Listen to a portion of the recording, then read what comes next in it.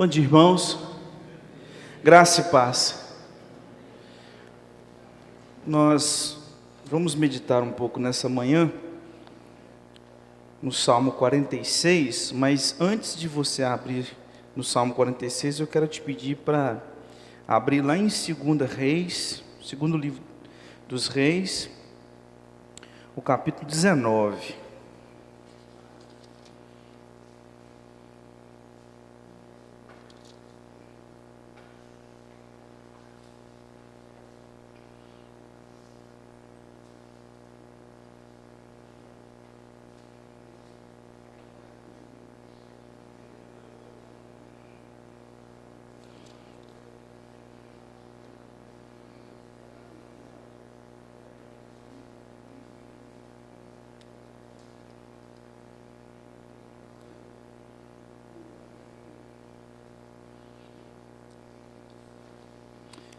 Segundo livro dos Reis, capítulo 19, farei a leitura a partir do versículo 20.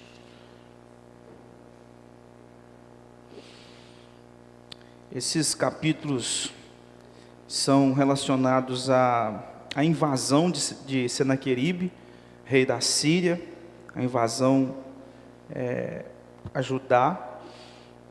E nós vamos fazer a leitura desse texto porque ele vai dar base para o que nós vamos falar no Salmo 46, né? A gente vai estudar um pouco do Salmo. E por se tratar de escola bíblica, os irmãos têm a liberdade, inclusive, de participar. Se quiser perguntar alguma coisa, participar complementando algo, então os irmãos têm a liberdade, tá bom? Segundo livro dos Reis, capítulo 19, versículos 20 em diante. Então Isaías, filho de Amós, mandou dizer a Ezequias: assim diz o Senhor, o Deus de Israel: quanto ao que pediste acerca de Senaqueribe, rei da Síria, eu te ouvi, e esta é a palavra que o Senhor falou a respeito dele. A virgem, filha de Sião, te despreza e zomba de ti. A filha de Jerusalém meneia a cabeça por detrás de ti. A quem afrontaste e de quem blasfemaste? E contra quem alçaste a voz e arrogantemente ergueste os olhos? Contra o Santo de Israel. Por meio dos teus mensageiros afrontastes o Senhor e disseste: com a multidão dos meus carros subi ao cimo dos montes, ao mais interior do Líbano. Deitarei abaixo os seus altos cedros e seus ciprestes escolhidos. Chegarei às suas pousadas extremas, ao seu denso e fértil pomar. Eu mesmo cavei e bebi as águas de estrangeiros, e com as plantas de meus pés sequei todos os rios do Egito. Acaso não ouviste que há muito dispus eu estas coisas, já desde os dias remotos o tinha planejado? Agora, porém, as faço executar, e eu quis que tu reduzisses a montões de ruínas as cidades fortificadas. Por isso, os seus moradores debilitados andaram cheios de temor e envergonhados. Tornaram-se como a erva do campo e a erva verde, e o capim dos telhados e o cereal queimado antes de amadurecer. Mas eu conheço o teu assentar e o teu sair e o teu entrar e o teu furor contra mim. Por causa do teu furor contra mim, e porque a tua arrogância subiu até os meus ouvidos, eis que porei o meu anzol no teu nariz e o meu freio na tua boca, e te farei voltar pelo caminho por onde vieste. Isto te será por sinal: este ano se comerá o que espontaneamente nascer, e no segundo ano o que daí proceder. No terceiro ano, porém, semeai e colhei, e plantai vinhas, e comei os seus frutos.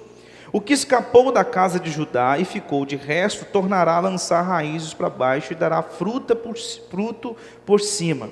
Porque de Jerusalém sairá o restante, e do monte Sião o que escapou. O zelo do Senhor fará isso. Pelo que assim diz o Senhor acerca do rei da Assíria: não entrará nesta cidade, nem lançará nela flecha alguma, não virá perante ela com escudo, nem há de levantar tranqueiras contra ela. Pelo caminho por onde vier, por esse voltará, mas nesta cidade não entrará, diz o Senhor. Porque eu defenderei esta cidade para a livrar, por amor de mim e por amor de meu servo Davi.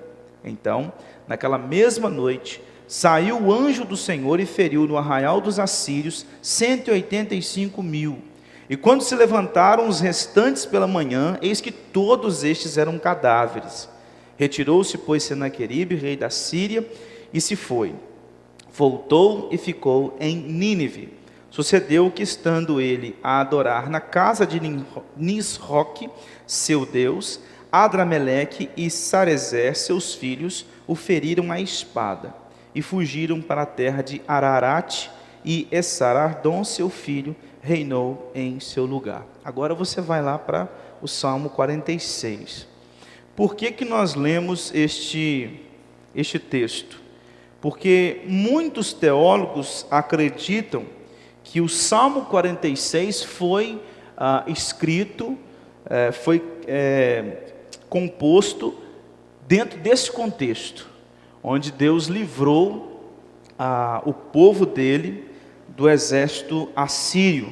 Então é muito provável que o Salmo 46 tenha sido composto num contexto como esse. A gente não pode afirmar sem sombra de dúvidas, né?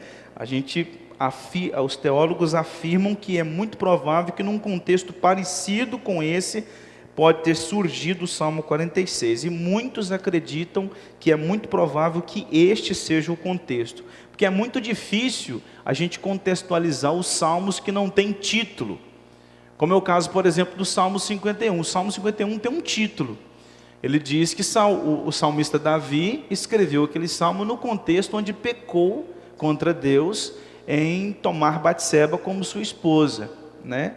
Então ali a gente tem esse título, e outros salmos também, como é o caso do salmo onde Davi compôs esse salmo num contexto em que ele estava fugitivo por causa da atitude de Saul contra ele. Então esses salmos são fáceis da gente identificar, mas esses outros salmos, como por exemplo o Salmo 46, o título dele é Ao Mestre de Canto dos Filhos de Corá em voz de soprano cântico. Então, da onde surgiu isso aqui? Qual o contexto? Então isso é muito difícil, tá? Então nós vamos ler o Salmo 46, e eu gostaria que você lesse comigo todo o Salmo. Leiamos. Deus é o nosso refúgio e fortaleza, socorro bem presente nas tribulações. Portanto, não temeremos, ainda que a terra se transtorne e os montes se abalem nos seios dos mares, ainda que as águas tumultuem e espumejem, e na sua fúria os montes se estremeçam. Há um rio cujas correntes alegram a cidade de Deus, o santuário das moradas do Altíssimo. Deus está no meio dela, jamais será abalada. Deus a ajudará desde antemanhã. Bramam nações, reinos se abalam, ele faz ouvir a sua voz e a terra se dissolve. O Senhor dos exércitos está conosco, o Deus de Jacó é o nosso refúgio. Vinde, contemplai as obras do Senhor, que assolações efetuou na terra. Ele põe termo à guerra até os confins do mundo, quebra o arco e despedaça a lança, queima os carros no fogo. Aquietai-vos e sabei que eu sou Deus. Sou exaltado entre as nações, sou exaltado na terra. O Senhor dos exércitos está conosco, o Deus de Jacó é o nosso refúgio.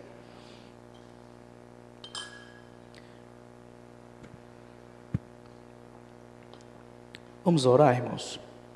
Santo e eterno Pai, depois de ler a Tua palavra, 2 Reis, capítulo 19, esse contexto, Pai, em que o Senhor livrou o Teu povo do exército assírio, e agora este salmo, Pai, que nós não temos certeza se foi escrito nesse contexto, mas é muito provável, segundo muitos teólogos, muitos estudiosos, de que tenha sido neste contexto ou num contexto muito parecido de um livramento. Então, Pai, nós queremos agora pedir que o Senhor trabalhe em nossos corações e nos faça compreender o texto, mesmo que ele não tenha nascido nesse contexto específico, mas o texto em si traz a sua mensagem, que é gloriosa e que traz conforto ao nosso coração. Ó Deus eterno, que o Senhor, por misericórdia, trabalhe em meu coração como instrumento nas tuas mãos, na vida de cada um dos meus irmãos que aqui se encontram, e que o teu Santo Espírito, ó Pai, venha nos ensinar nesta manhã a tua santa palavra, em nome de Jesus, amém. Bom, como eu disse, esse salmo, ele possivelmente tenha surgido num contexto como esse, porque ele fala muito sobre livramento, né? E por isso que alguns teólogos acreditam desta forma. Este Salmo 46, ele foi o salmo que inspirou Martinho Lutero na composição do hino Castelo Forte. Ele tinha esse costume, Lutero tinha esse costume de sempre, ao ler as Escrituras, extrair de textos o que ele pudesse compor para que o coro e a congregação pudesse cantar. Lutero ele tinha essa convicção de que a igreja ela se lembra muito fácil do que ela canta. Às vezes ela se esquece o que ela ouve nas pregações e nos estudos, mas ela se lembra fácil do que se canta. Talvez você vai se lembrar no próximo domingo que nós cantamos o cântico, por exemplo, Tua Bondade, mas você não vai lembrar que foi aqui um estudo do Salmo 46. Pode ser que você se esqueça. E Lutero tinha esse entendimento. Então o que ele fazia? Bom, nada melhor do que então travar a Bíblia na cabeça do povo. Então vamos pegar textos bíblicos, vamos entender o texto, fazer a música que possa trazer a mensagem desse texto para que o povo cante. Talvez eles não vão se lembrar do que eu preguei, do que eu ensinei, mas a música bíblica vai estar agarrada na mente dessas pessoas. E como a gente está num contexto, no mês onde nós lembramos da Reforma Protestante do século XVI, eu achei por bem trazer um estudo neste Salmo 46. E aqui a gente pode dividir este Salmo em 3 partes, até porque o Salmo já traz isso para a gente. Você pode perceber que a expressão Deus é o nosso refúgio se repete 3 vezes no Salmo. Você tem ela no versículo 1, depois você vai encontrar essa expressão, essa frase no versículo 7, o Deus de Jacó é o nosso refúgio, e depois no versículo 11, o Deus de Jacó é o nosso refúgio. E tanto que no hebraico tem uma marcação que os redatores fizeram, que cria essas pausas, porque aqui nós estamos tratando de uma música. O Salmo é uma música.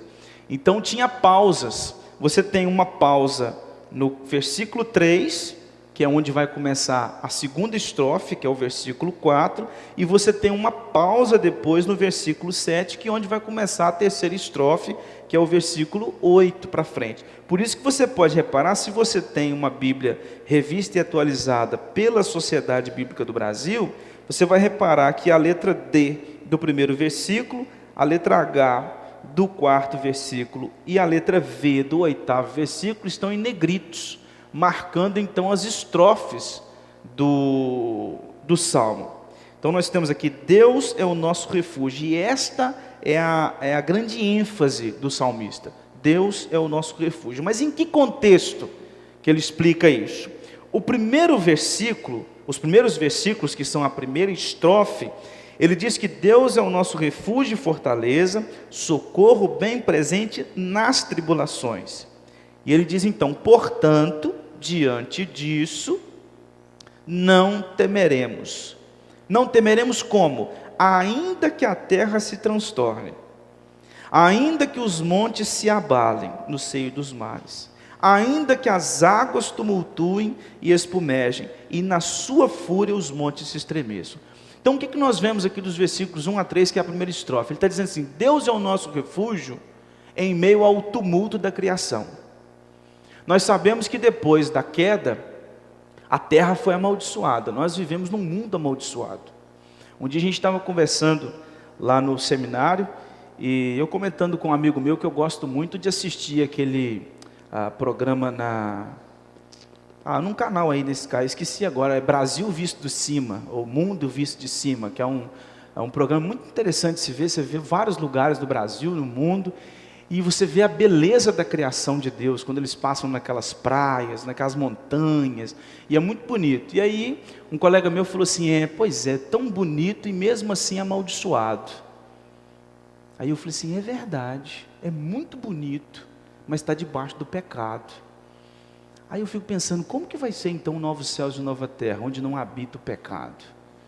Se já é bonito, amaldiçoado, imagina sem maldição. Será muito mais do que a gente possa imaginar.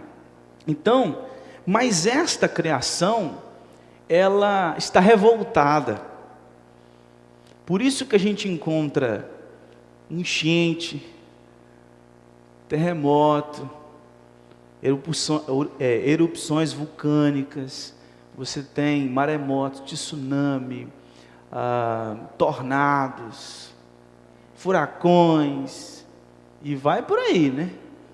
Essa quantidade de coisas, de tragédias que existem. Por isso que ele diz assim, ainda que a terra se transtorne, ainda que os montes se abalem nos seios dos mares. A ideia aqui do hebraico é, ainda que os montes, eles saem escorregando e entram para dentro do mar. Mesmo que isso aconteça, mesmo que eles sejam atirados para dentro do mar, ainda que as águas tumultuem. E quando eu estava lendo esse texto, principalmente o versículo 3, eu fiquei imaginando, há algum tempo atrás, que teve aquela tsunami lá naquela região do Japão, né? Aí você vê ali as imagens daquela água tomando conta da terra. Eu fico imaginando o desespero daquelas pessoas. Porque em 2009 eu estava na casa dos meus pais e teve uma enchente muito forte. Eu não sei se aqui também teve aquela enchente forte, mas lá no interior teve. E eu me lembro que eu estava sentado na sala, não estava conseguindo dormir, estava até assistindo uma reprise de um jogo. E a minha avó estava dormindo no quarto ao lado, porque estava chovendo muito, e meu pai estava com medo dela ficar sozinha em casa. E aí começaram a chegar gritando, 2 horas da manhã. Serafim, que é o meu pai, né? Serafim, ó, acorda pessoal, que tem muita água vindo por aí. Porque a cidade vizinha aqui é Mantena, que não sei quantos conhecem aqui, que é Minas, já tinha estourado uma represa lá para cima lá, e o rio passava lá. Então a gente já tinha que ficar esperando aquela situação. E eu me lembro que eu levantei e comecei a ajudar meu pai a arrumar algumas coisas. Daqui a pouco a gente vê a água entrando dentro de casa.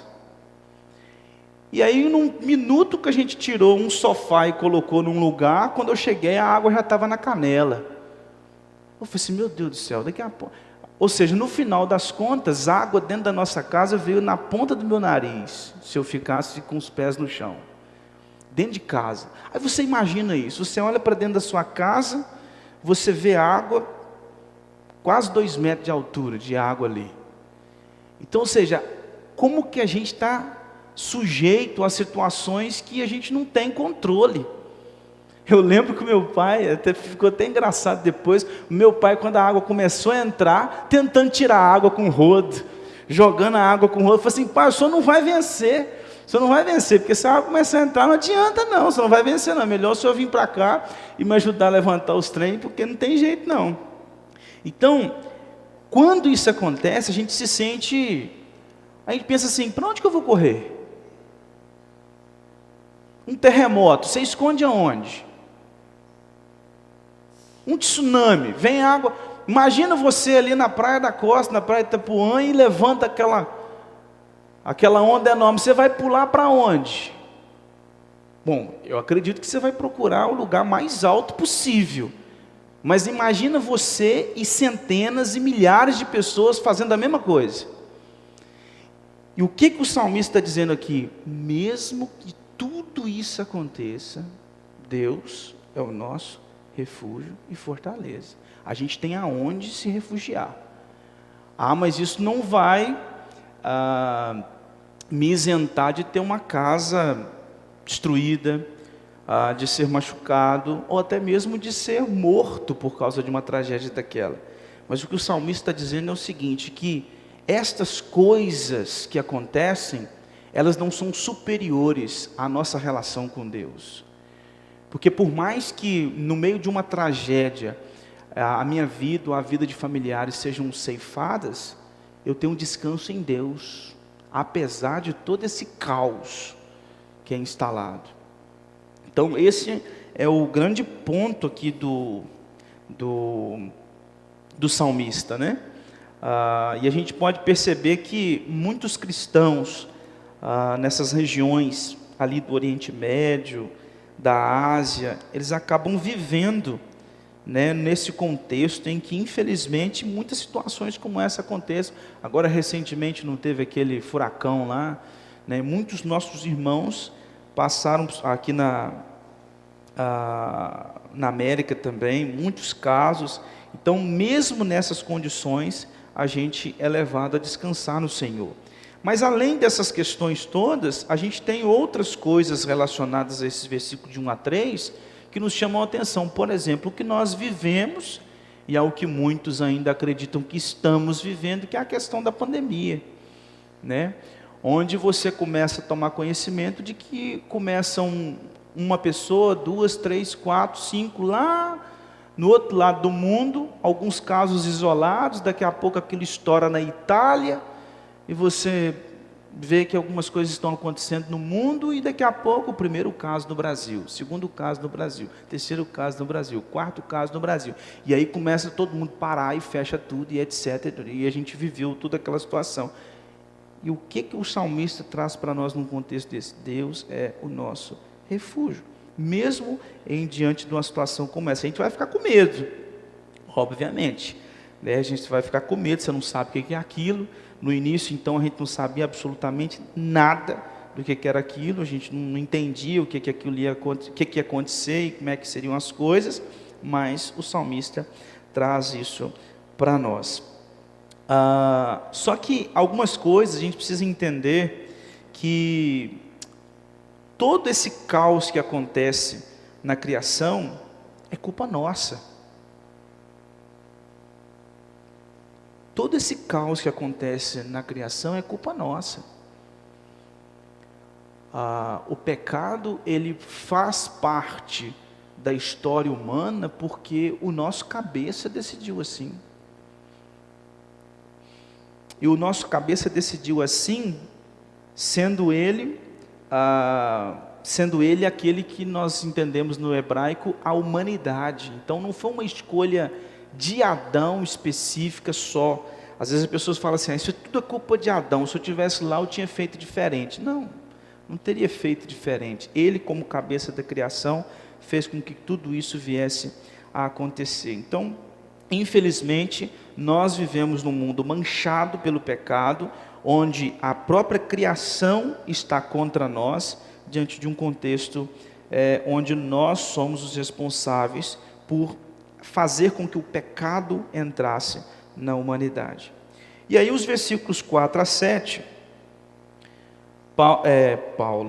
o salmista traz a segunda estrofe, afirmando de que é possível encontrar refúgio também no tumulto dos reinos. Veja bem o que diz aí os versículos 4 a 7. Há um rio cujas correntes alegram a cidade de Deus, o santuário das moradas do Altíssimo. Deus está no meio dela, jamais será abalada. Deus ajudará desde antemanhã. Bramam nações, reinos se abalam, ele faz ouvir a sua voz e a terra se dissolve. O Senhor dos exércitos está conosco, o Deus de Jacó é o nosso refúgio. Bom, uma coisa que a gente pode tirar desse texto, o versículo 4 e o versículo 5 diz assim: há um rio cujas correntes alegram a cidade de Deus. Quando a gente vai lá para o Éden, eu queria que você abrisse a sua Bíblia em Gênesis capítulo 2, mas deixa aí o Salmo marcado. Vai lá para Gênesis capítulo 2, os versículos 10 a 14. Mas deixa o Salmo aí, não perde não.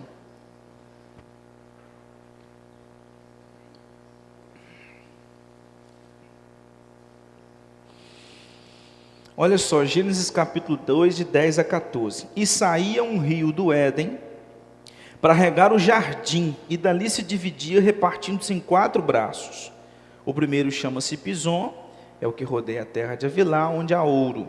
O ouro dessa terra é bom, também se encontra lá o bidélio e a pedra de ônix. O segundo rio chama-se Gion, é o que circunda a terra de Cush. O nome do terceiro rio é Tigre, é o que corre pelo oriente da Síria, e o quarto é o Eufrates. Então a descrição que o salmista faz aqui no versículo 4, ela faz uma referência ao que aconteceu lá no Éden, né? Nós temos um rio que se divide em 4 braços, né? 4 rios que saíam desse jardim do Éden ali. E esse jardim do Éden, ele significa comunhão com Deus. Por isso que quando o homem pecou, ele foi expulso de lá.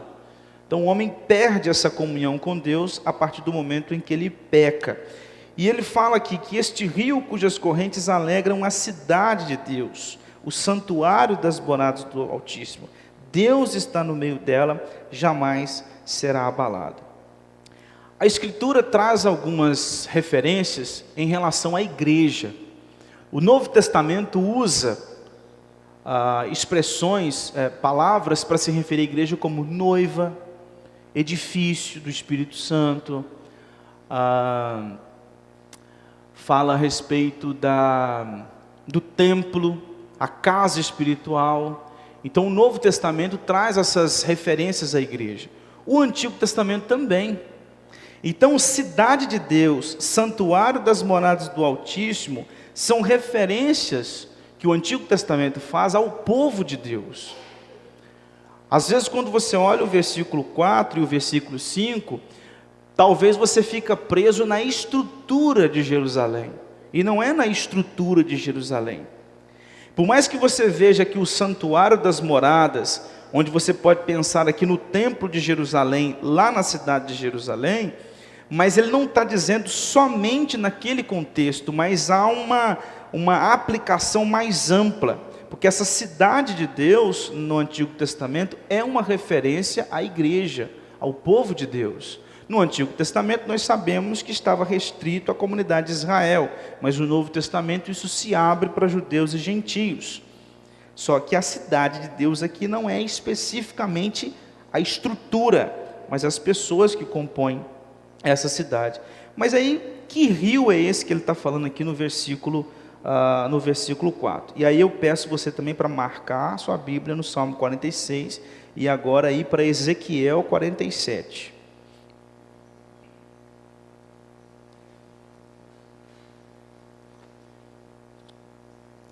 Ezequiel 47. Eu farei a leitura dos versículos 8, 9 e 12.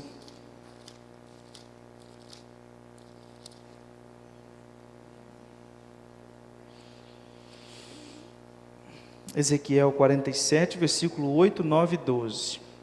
Veja bem. Então me disse: estas águas saem para a região oriental e descem a campina e entram no Mar Morto, cujas águas ficarão saudáveis. Toda criatura vivente que vive em enxames viverá por onde quer que passe este rio, e haverá muitíssimo peixe, e aonde chegar estas águas tornarão saudáveis as do mar, e tudo viverá por onde quer que passe este rio. E agora o versículo 12: junto ao rio, as ribanceiras de um e de outro lado, nascerá toda sorte de árvore que dá fruto para se comer. Não fenecerá a sua folha, nem faltará o seu fruto. Nos seus meses produzirão novos frutos, porque as suas águas saem do santuário.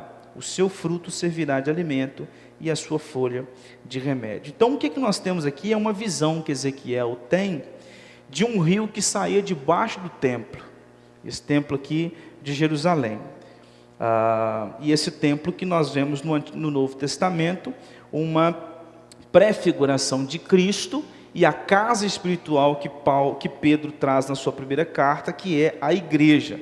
Mas nesse contexto aqui, no contexto da antiga dispensação, é uma visão que ele tem do rio que saía debaixo do templo. Só que é interessante porque essa descrição que Ezequiel faz aqui, ela é muito parecida com a descrição que João faz no Apocalipse. Ou melhor dizendo, a descrição de João é muito parecida com a de Ezequiel, porque João vem depois. Então agora, vai lá para Apocalipse 21. Mas deixa o Salmo 46 aí. Apocalipse capítulo 21. Olha o que diz o texto lá de João, que é muito parecido, tanto com a descrição do Éden, quanto com a descrição também da visão de Ezequiel. Olha só, Apocalipse 21, versículo 2. Vi também a cidade santa, a nova Jerusalém, que descia do céu da parte de Deus, ataviada como noiva adornada para o seu esposo. O que ele está se referindo aqui? A igreja. Cidade santa, nova Jerusalém, noiva. São expressões que se referem à igreja. Cidade santa, no Antigo Testamento, era muito usada para Jerusalém, que era uma figura da igreja. Porque Deus não estava ali relacionando com os blocos de pedra que estavam ali na cidade de Jerusalém, nem com os blocos de pedra que estavam formando as ruas de Jerusalém. A cidade de Deus é o povo. A cidade santa é o povo. A nova Jerusalém é o povo. Por que nova Jerusalém? Porque não é composta só de judeus, mas de gentios também. E ela também é chamada de noiva. Agora veja o capítulo 22 aí, os versículos 1 e 2.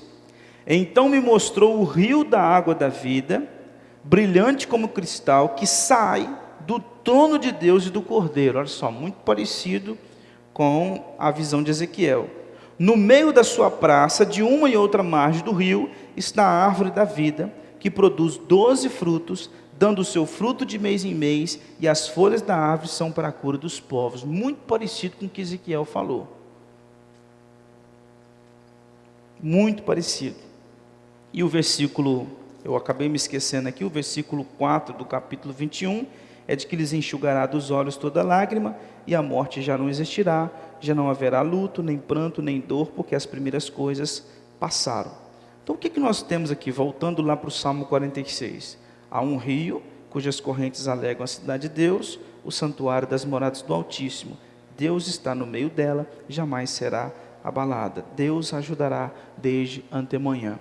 O que o versículo 4 e o versículo 5 do Salmo 46 está dizendo? De que Deus está em comunhão com o seu povo. Lá no Éden, a comunhão foi rompida, o homem foi expulso do Éden. Mas Deus disse no momento da expulsão: nascerá de ti, mulher, aquele que há de pisar na cabeça da serpente, e trarão o meu povo de volta. E aí anjos ficaram atrapalhando, guardando o caminho que levava à árvore da vida, e Jesus chega dizendo que ele é este caminho. Então aqueles que estão em Cristo Jesus possuem este caminho para a árvore da vida, porque ele é o caminho. E quando Deus renova todas as coisas em Cristo Jesus, faz com que nós que éramos inimigos de Deus, passamos a ser agora amigos de Deus e temos um relacionamento vivo e verdadeiro com Ele. Qual que é a ênfase do salmista? Acalma o coração. Porque vocês estão relacionados com Deus Todo-Poderoso, Criador dos céus e da terra. Para que ficar igual barata tonta, batendo cabeça de um lado para o outro? Calma. Deus está no meio. Deus está com o seu povo. Vocês não estão soltos no mundo. Vocês não estão soltos no mundo aí, vivendo de qualquer jeito, e Deus lá em cima que não está nem aí com vocês. Ele está no meio de vocês. E porque Ele está no meio de vocês, jamais será abalada. Arthur, mas a gente tem doença, a gente tem situações que acontecem na vida da gente que é muito triste, etc. De fato, o povo de Israel também passou por tudo isso, mas Deus sustentou o povo. O remanescente foi segurado até o final. E aí veio o Cristo daquele remanescente. E através da obra de Cristo, o Evangelho se expande por toda a terra. E gente de tudo quanto é lugar, inclusive a gente que está a quilômetros e quilômetros de distância de Jerusalém, foi alcançado pelo Evangelho. E todos nós, conforme Paulo diz lá em Efésios, fazemos parte de uma única só igreja, de uma única igreja. Nós fazemos parte de um único corpo, nós fazemos parte de uma única cidade, nós fazemos a parte de um único templo, que é a casa espiritual de Deus. Então calma o coração, porque Deus está no meio. Deus está no meio de vocês. João capítulo 14, Jesus disse: aquele que crê em mim, nós faremos nele morada. Nós faremos nele morada, se referindo a ele e o Pai. Então nós somos moradas de Deus. Quer ver? Vai lá para João capítulo 14, para você ter ideia do que Jesus falou ali.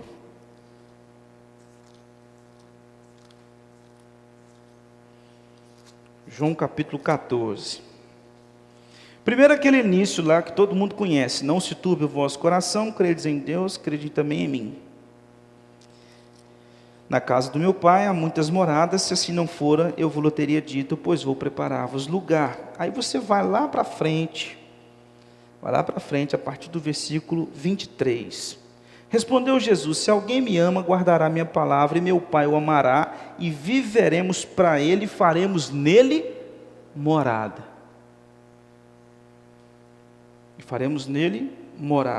Isto vos tenho dito, estando ainda convosco, mas o Consolador, o Espírito Santo, a quem o Pai enviará em meu nome, esse vos ensinará todas as coisas, e vos fará lembrar de tudo o que vos tenho dito. E então Jesus disse: deixo-vos a paz, a minha paz vos dou, não vou lá dou como o mundo a dá. Não se turbe o vosso coração, nem se atemorize, porque vocês são morada de Deus. Casa espiritual, conforme Pedro disse na sua primeira carta. Então o salmista começa a segunda estrofe dizendo: Deus está conosco. Por mais que o exército de Senaqueribe venha tentar contra a gente, Deus nos livrou.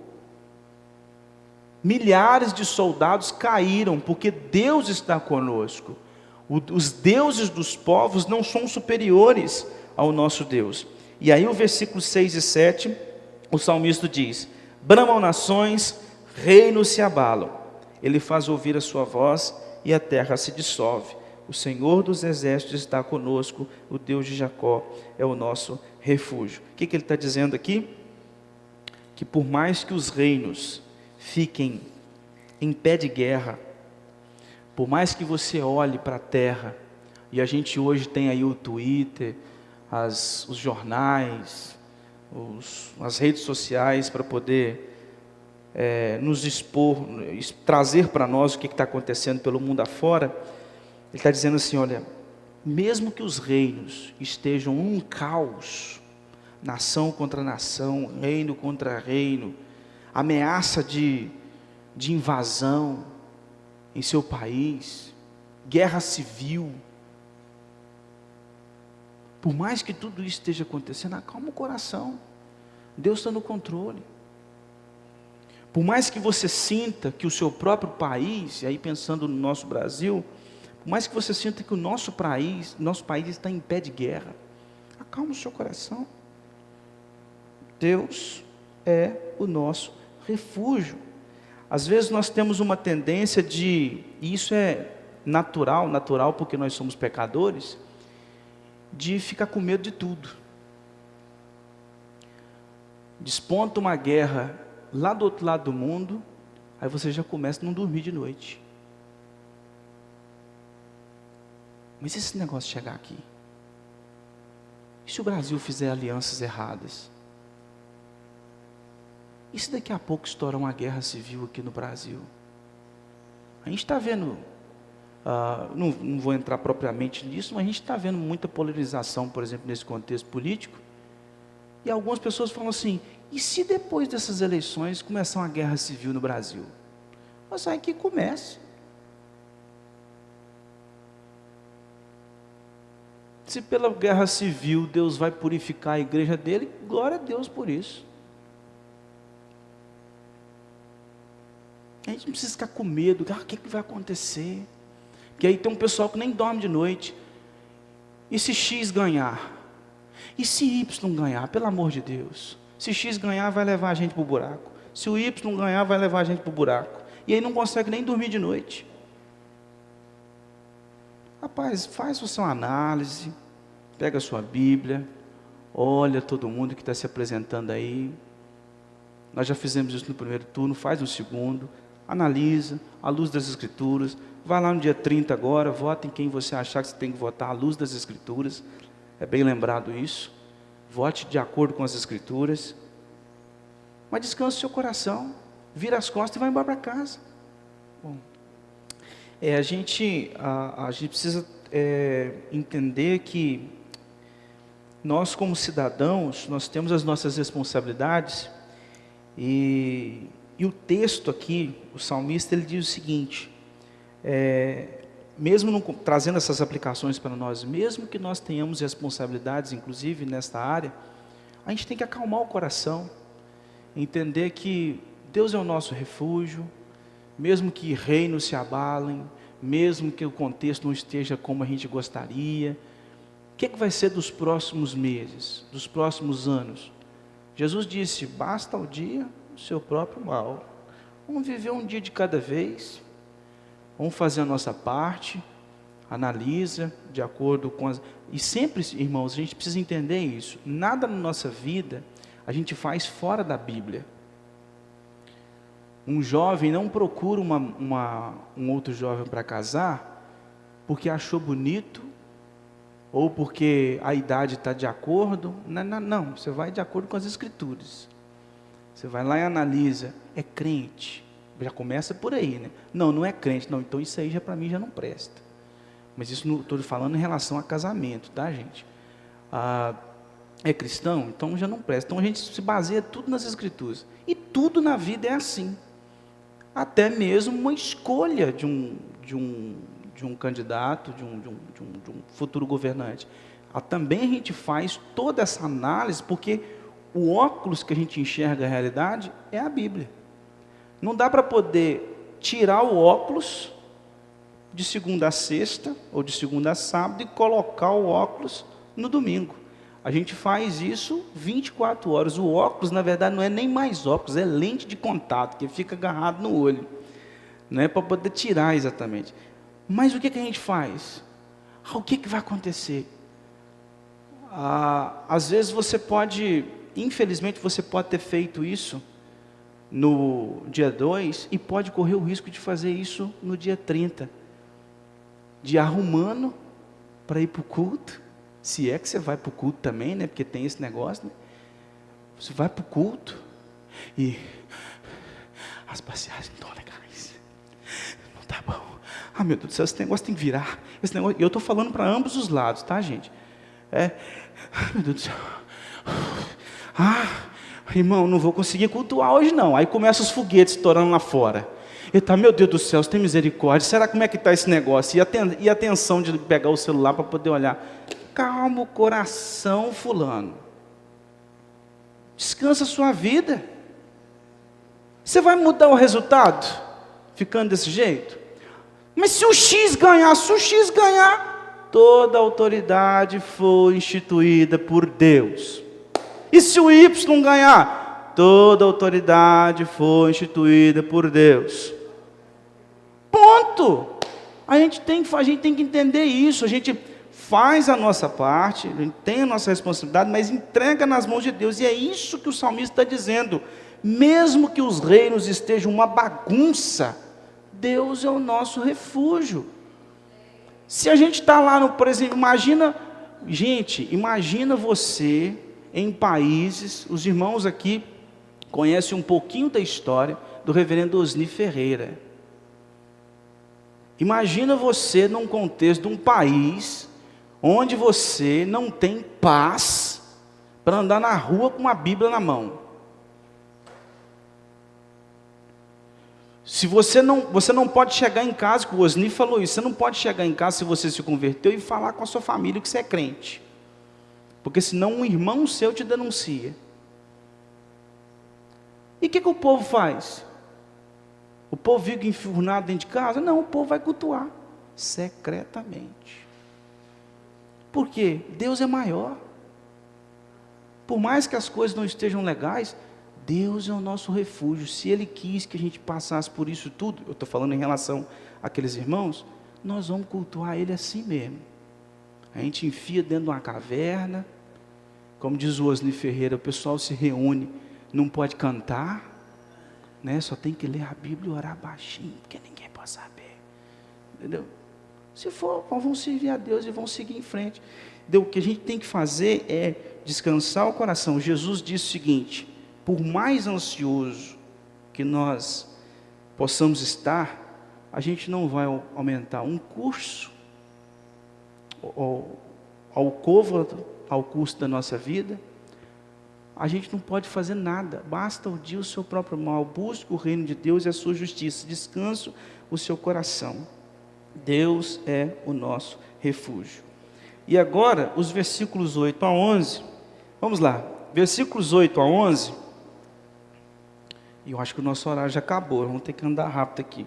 Versículo 8 a 11, paz no meio do juízo. Vinde, contemplai as obras do Senhor, que assolações efetuou na terra. Ele põe termo à guerra até os confins do mundo, quebra o arco e despedaça a lança, queima os carros no fogo. Aquietai-vos e sabei que eu sou Deus, sou exaltado entre as nações, sou exaltado na terra. O Senhor dos exércitos está conosco, o Deus de Jacó é o nosso refúgio. O que o salmista fala aqui?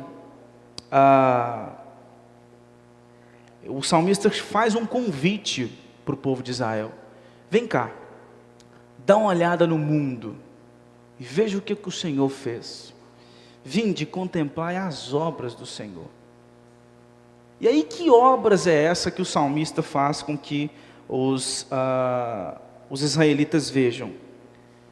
Que assolações efetuou na terra. Ele não está falando assim: vinde contemplai as bênçãos do Senhor, vinde contemplai as ressurreições, as curas, vinde contemplai a prosperidade. Não, vinde contemplai que o Senhor efetuou assolações na terra.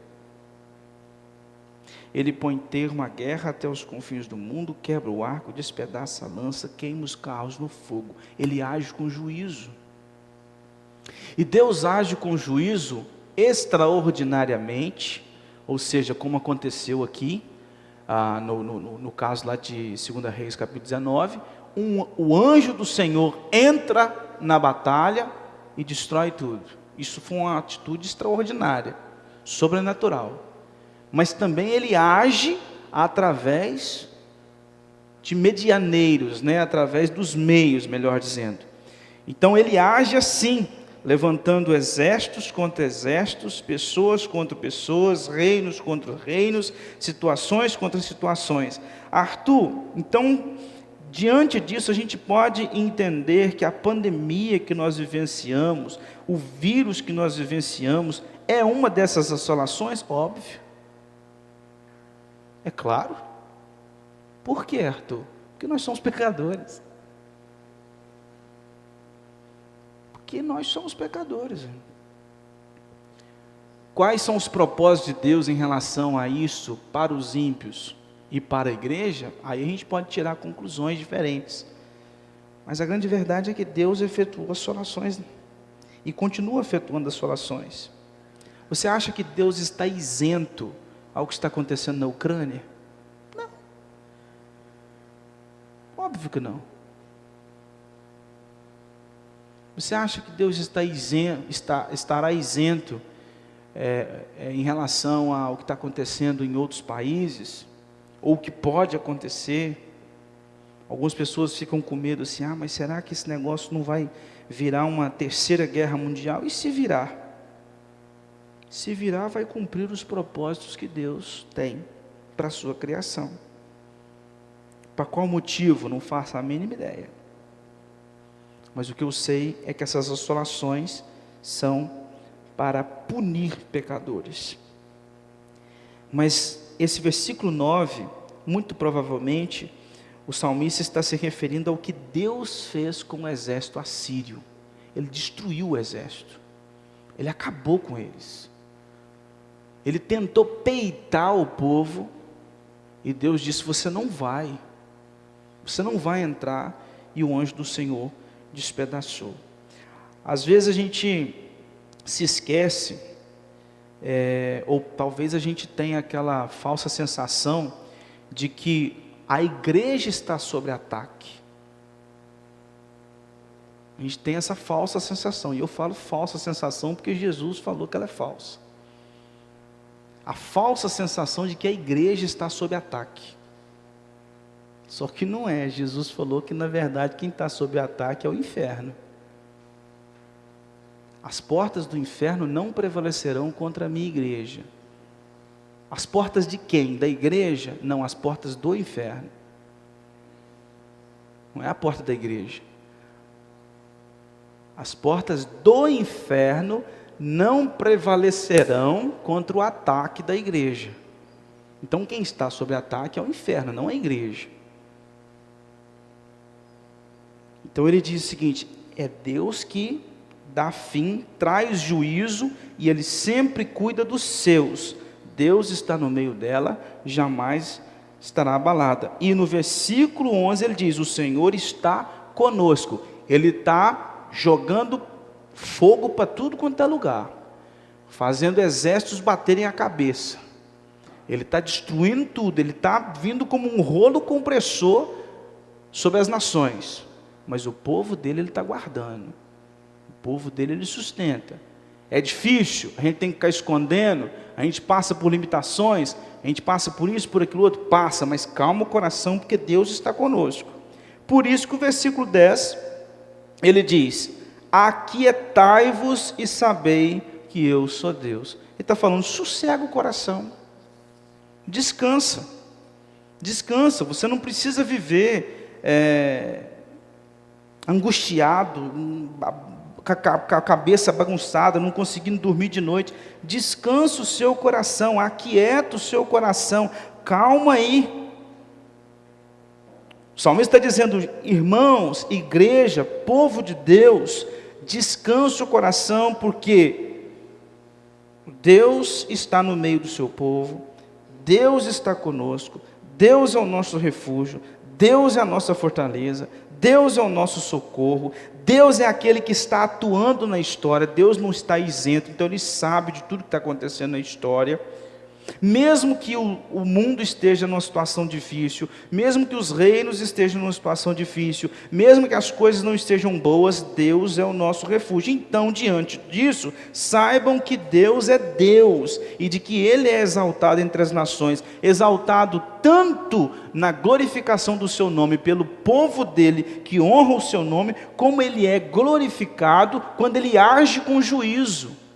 Então, mesmo que a gente esteja debaixo de julgamento, a gente precisa descansar o coração diante do Senhor, porque Ele é maior que as circunstâncias que nós estamos vivenciando. É isso que o salmista está dizendo para nós. Deus é o nosso refúgio. Eu gostaria de finalizar aqui com o que está escrito aqui na conclusão do estudo. Nós, a Igreja de Cristo, podemos descansar no Senhor, podemos descansar as nossas almas, pois Ele tem o controle da história nas mãos. Ele reina sobre a terra, Ele reina sobre os reinos, Ele reina sobre a criação, Ele reina sobre as circunstâncias deste mundo. Portanto, mesmo em meio ao tumulto da criação, mesmo ao meio ao tumulto dos reinos, mesmo em meio ao tumulto do juízo, nós podemos descansar no Senhor, porque Ele é o nosso refúgio e a nossa fortaleza. Que Deus nos abençoe.